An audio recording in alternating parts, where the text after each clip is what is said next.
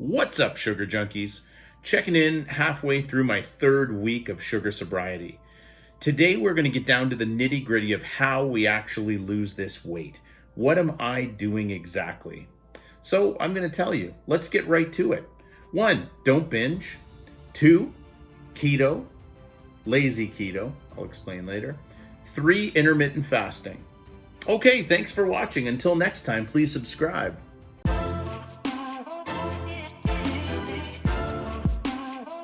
So, I was joking at my intro, but I'm really not joking. All you really need to do are follow those 3 basic things, and in my opinion, you'll get excellent results. It's worked perfectly for me in the past, and it's working perfectly for me now. Carrying these things out is a little more difficult in practice, but in theory, the steps are very simple. And we're going to try our best to get you there if you want to get there. Today we're going to bear down a little bit into the science of what we're actually doing.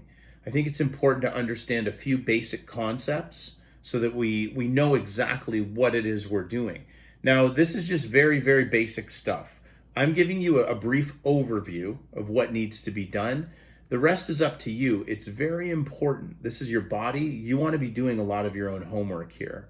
I just consider myself maybe a little part of that homework, and hopefully I can open a door or two for you to make these things simpler. First link here is on intermittent fasting. It's at Healthline. I am going to put links to each of these articles so that you can access them quickly below the video. Now, we'll just go over a few quick points here. But basically what intermittent fasting is where you don't eat for an extended period of time. What this does, it gives you a window to eat. The most common one is a 16-8 split, where you will not eat for 16 hours and then you'll eat for 8 hours. This is what I do. So usually I don't eat after 5 or 6 o'clock at night, and then I'll have breakfast at 10 in the morning, which is a little sketchy because I work and I have to either prepare something and kind of squeeze that in. Sometimes it's a little bit later. It really just depends. But you got to do your best to work around this. It doesn't have to be perfect, but you do whatever hours work for you. There's all kinds of other ways to do this. There's an eat, stop, eat method where you actually don't eat for 24 hours a couple times a day. For me, that's just not feasible. I like a routine where I'm doing the same thing day in, day out. But you have to see what works for you. There's lots of different ways to do this. And then the 5-2 diet. Oh yeah, that's not me either. Where a couple days a week you're consuming 500 or 600 calories a day. For me, I'm not really a big calorie counter, but I've sort of been into fitness my entire life, so I don't really have to count calories. I kind of just know what I'm eating and what I'm not eating and where it's going to get me. So I'm not consciously counting calories. I don't think it's really necessary. You should, but it might not be a bad idea to sort of familiarize yourself. There's guides online. Maybe I can link something for you in the description below as well, just so you can have a better idea of what you're putting into your body. So why do we want to intermittent fast? The main reason is because it's going to help you lose a lot of weight, and in a good way. It's one of the better ways to help maintain muscle and lose fat at the same time. I mean, better than a low-fat diet, at least. Some of the benefits here. HGH, the levels of growth hormone can skyrocket. It has benefits for fat loss and muscle gain, to name a few. Insulin sensitivity improves, which can be very important, especially if you're diabetic or borderline diabetic. This can be a lifesaver. Levels of your insulin will drop dramatically, and lower insulin levels make stored body fat more accessible. Cellular repair. When fasting, your cells initiate cellular repair processes. Basically what this means is when you're not eating, your body doesn't have to process that food. It can kind of relax and shut down and do all the things to recharge your body and rebuild your body. That's why I say get a lot of sleep as well. If you're sleeping and you're fasting, your body doesn't have to process any food. You can go into complete shutdown mode and just let your body do its thing, and you'll feel so much better the next day because your body was actually getting a chance to recharge instead of working furiously to metabolize all that junk that you eat right before bed. Just a few stats for you here. As you can see, this is where the rubber meets the road. Like, this is what you want to hear. Because of these changes in hormones, short-term fasting may increase your metabolic rate by 3.6 to 14%. Higher metabolic rate, the faster you're going to process and get rid of food. A 2014 review study found that eating this pattern can cause 3 to 8% weight loss over 3 to 24 weeks, which is a significant amount compared to most weight loss studies. And according to the same study, people lost 4 to 7% of their waist circumference, indicating a significant loss of harmful belly fat, which is, that's why we're all here, right? Now, there's one point here that to me is the most important point of the whole article. And please, this is, if you get anything from this article, don't lose this point. However, keep in mind that the main reasons for its success is that intermittent fasting helps you eat fewer calories. If you binge and eat massive amounts during your eating periods, you may not lose any weight at all. So you can cut your window down to 8 hours, 4 hours, 2 hours. But if you're packing in 10,000 calories, good luck. So unfortunately, shortening your window doesn't mean making up for lost time and just going hog wild. By doing this, you're not going to be as hungry. You're going to get used to it. You're going to eat, normal 3 meals, 2 meals, depending, and you're going to be full. You're going to feel satiated because you're also going to eat the right foods. We're going to get to that after. Okay, next, keto. What is keto? You've heard it thrown around. You've probably heard the word. Maybe you know what it is. If you do, great. But I am going to break it down for those of you that don't. Keto is short for the ketogenic diet. There's different ways to do this. There's strict keto. There's something called dirty keto, which we're not going to get into. And then there's lazy keto, which is what I do. Lazy keto basically means I'm not counting everything. I just don't do that. I don't feel the need to do it, and I haven't needed to do that to be successful at this. So lazy keto just means you're not really counting your macros, and we'll get into that a little bit later. The ketogenic diet means you're going to limit your carbs significantly, and you're going to eat a lot of fat. Good thing about this is in a low-fat diet, they're pretty horrible. Fat is satiating. It fills you, and it makes you feel full and good and well-fed. I find, maybe you can tell me if you feel the same, but when I eat carbs and when I'm loading up on carbs, it's never enough. It's never enough. I'll eat until I feel sick. It doesn't fill me up. It just makes me want more and more and more and more. And once I cut carbs and I go keto, I don't even think about them after a certain period of time. I'm just getting into week 3 and I'm getting there. I'm real close. Like most nights I haven't. I've had a couple of nights where I'm just dying for carbs. But other than that, I've been great. So let's get into a little more of the science behind this. Why do they call it the ketogenic diet? Well, the key to this is that your body, by going low carb, is going to enter what we call a state of ketosis. Defined here, ketosis is a metabolic state in which your body uses fat for fuel instead of carbs. It means normally the body uses carbs for energy. If you're not eating carbs, you got no energy source. So what's the body going to do? It's got to make its own energy. So it takes the fat in your body and converts that to energy. So it's just a way to burn fat. Pretty simple, but that's, in layman's terms, that's basically what ketosis is. And that's where you want to get to. Because obviously we want to burn fat. That's number one reason why we're here. By the way, on a related note, there's a great point here. Practicing intermittent fasting, which we just talked about, could also help you enter ketosis faster. There's many different forms of intermittent fasting, but the most common method involves limiting food intake to around 8 hours per day and fasting for the remaining 16 hours. Exactly what I'm doing and what I would recommend to start. It's fairly simple. So these are the kind of stats you want to hear. Okay, the diet is so filling you can lose weight without counting calories or tracking your food intake. People who followed the keto diet lost an average of 2 pounds more than the group that followed a low-fat diet.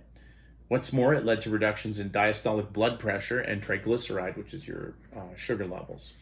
Now, this is my favorite. Another study in 34 older adults found that those who followed a ketogenic diet for 8 weeks lost nearly 5 times as much total body fat as those who followed a low-fat diet. In my opinion, a low-fat diet is complete garbage for me. In the 90s, I don't know if if you're old enough to remember this, depends how old you are, but in the 90s, everything was low fat. Low fat this, low fat that. You could buy cookies that were low fat and they would just inject them full of sugar. They were fantastic because you didn't need the fat if they're loading it up with sugar. And I was like, oh, this is amazing, but why am I getting fatter? I don't understand. There's no fat here. It doesn't really work like that. But in the 90s, whoever was in charge of the fat industry had really good PR and a lot of money. Or sorry, rather the sugar industry, and they blamed it all on fat. There's actually documentaries about that. I'll have to dig up the name. There's one really good documentary about it. But anyways, so in the 90s, the big low fat fad was actually fueled by the sugar industry, believe it or not. So foods that should be avoided on a ketogenic diet. Sugary foods, obviously. Soda, fruit juice, smoothies, cake, ice cream, candy. Grains or starches, so wheat-based products. Obviously, that's all carbs, wheat, rice, pasta, cereal, etc. Beans or legumes. Okay, so I disagree a little bit here.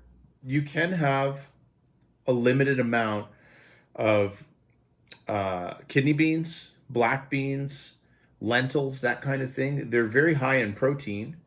They are also high in fiber. So there's something called net carbs. It basically means your however many carbs are in a serving minus however many grams of fiber, I believe is how you calculate net carbs.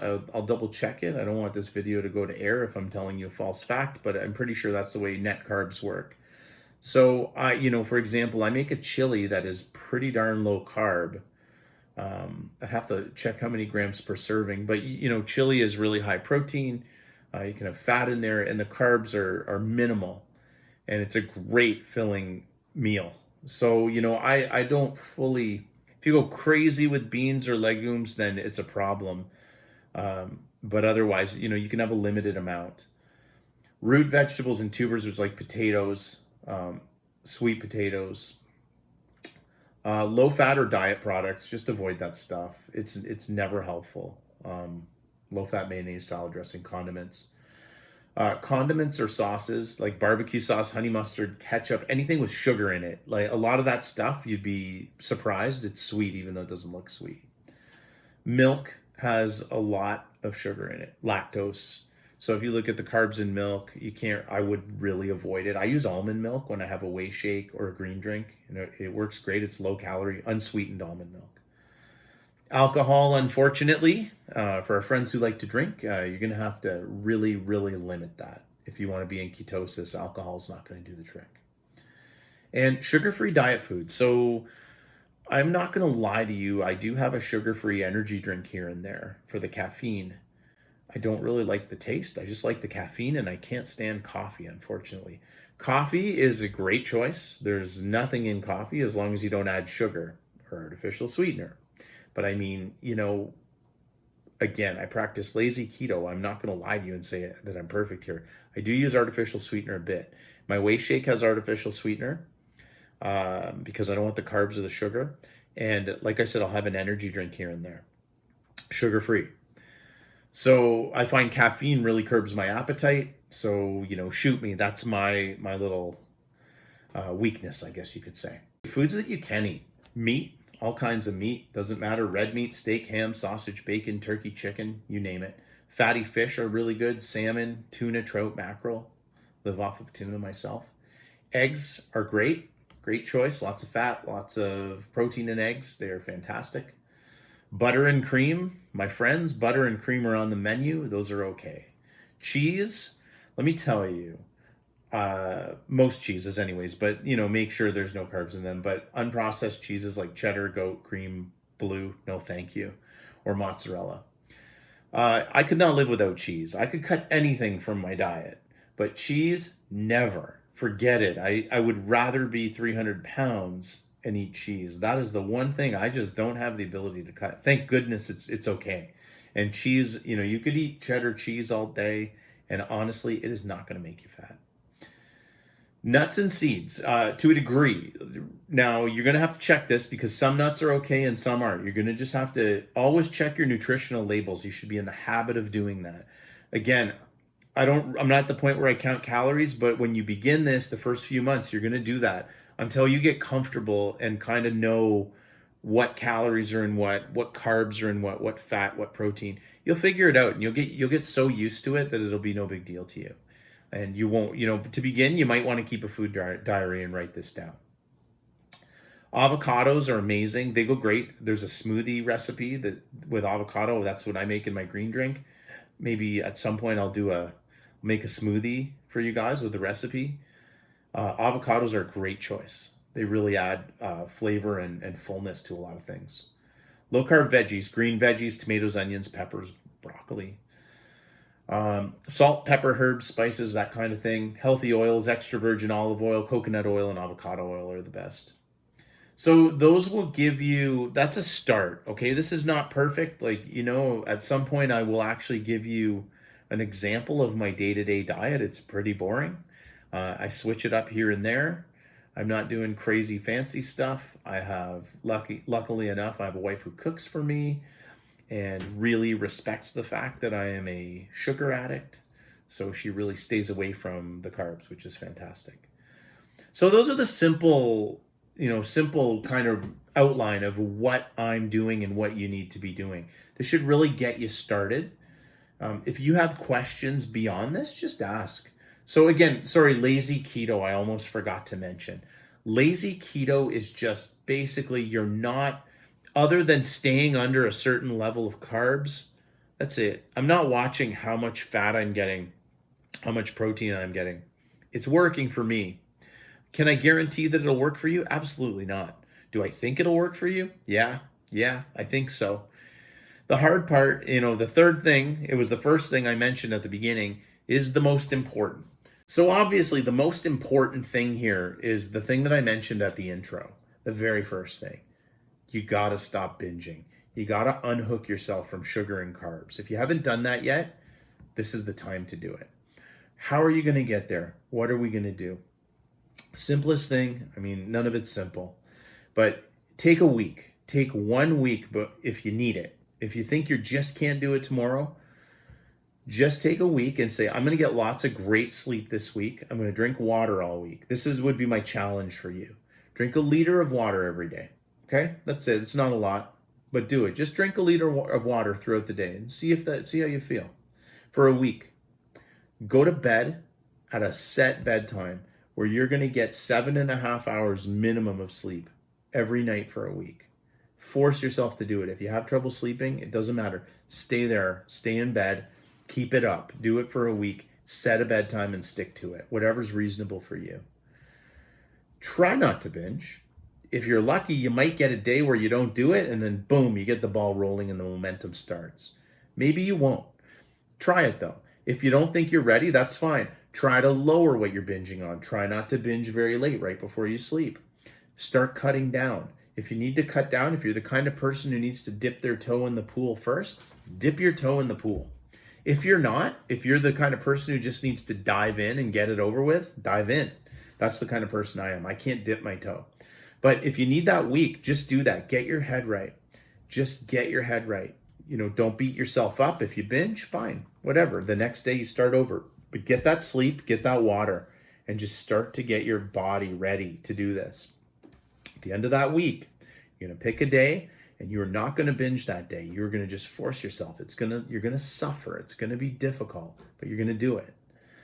After that one day, you're going to get up the next day and you're going to do it again. If you fail, that's okay. The next day is another day.